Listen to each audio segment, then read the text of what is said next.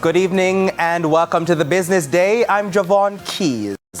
President of the private sector organization of Jamaica PSOJ, Keith Duncan, says Jamaica's productivity continues to suffer due to low training and education outputs. He raised the issue again at the Jamaica Hotel and Tourist Association's 60th anniversary dinner at the weekend.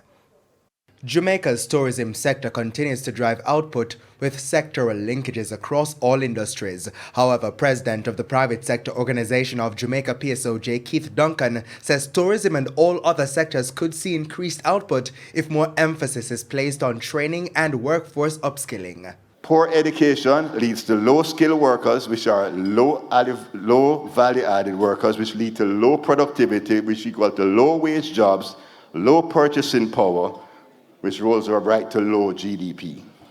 That's what it means.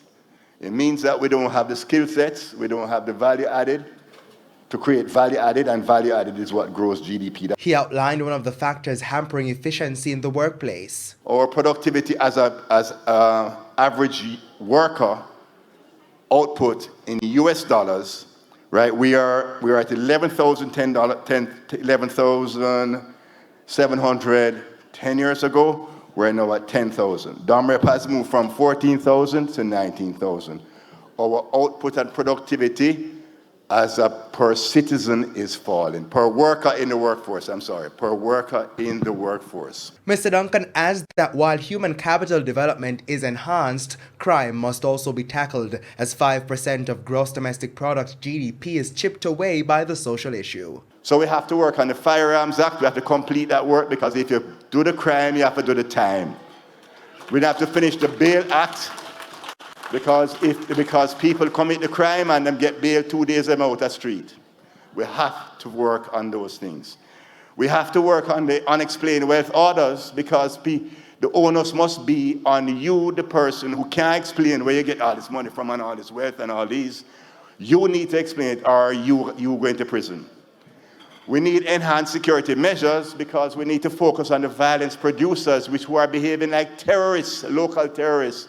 The violence producers, we need to take them off of the street. Mr. Duncan was addressing tourism stakeholders at the JHTA's 60th anniversary dinner, where Montego Bay hotelier Robin Russell was chosen as the organization's new president. He replaces Vice President of Moon Palace Ocho Rios, Clifton Reeder. Still on tourism news now, the Ministry of Tourism says arrival figures for the month are on track to surpassing pre-pandemic levels. Permanent Secretary in the Tourism Ministry, Jennifer Griffiths, says preliminary estimates for the first 3 weeks of October show Jamaica received 123,514 stopover visitors. This is 10 visitors more than the same period. That's 10,000 visitors more than the same period in 2019, when 113,488 tourists came to Jamaica. Stopover arrivals for October 2020 stood at just over 27,000, a significant decline due to the COVID-19 pandemic, but increased to 72,203 for the same period in 2021.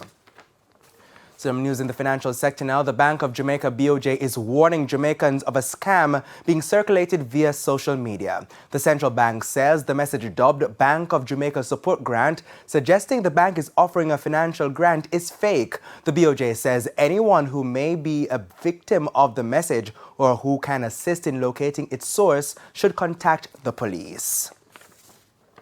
To the currency market now, the US dollar is being sold for an average $154.13. $117.44 is the going rate for the Canadian dollar, $177.08 for the pound, while it's costing an average $153.70 for the euro. The JSE index lost 558 points today, while the junior market index fell by 98 points. Among the winners were Sagicor Select Funds Financial, Cygnus Real Estate Financial Jamaican Dollar Shares, Wigton Wind Farm, Everything Fresh, and Pan Jam Investment. The losers included T-Tech, Margaritaville Turks, Portland JSX, Mayberry Jamaican Equities, and Fosrich. And that's it for the Business Day. I'm Javon Keys. Good evening.